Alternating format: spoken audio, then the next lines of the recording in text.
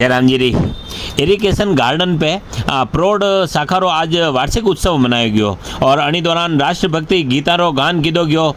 योग कीधा गया। राष्ट्र हित में प्लास्टिक रा नुकसान बताता लगा प्लास्टिक रो बहिष्कार करवारो संकल्प लीधो। अणी दौरान पौधारोपण भी कीधो गयो और ट्री गार्ड लगाया और सैतूत जामुन रा वृक्ष लगाया गया।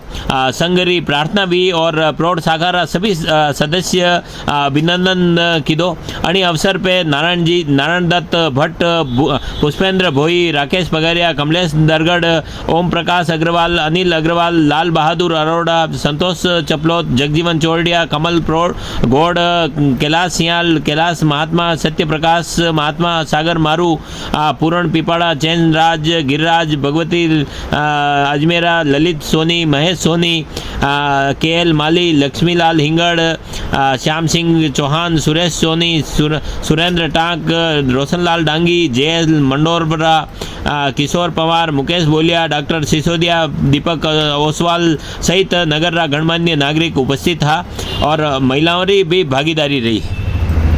हाँ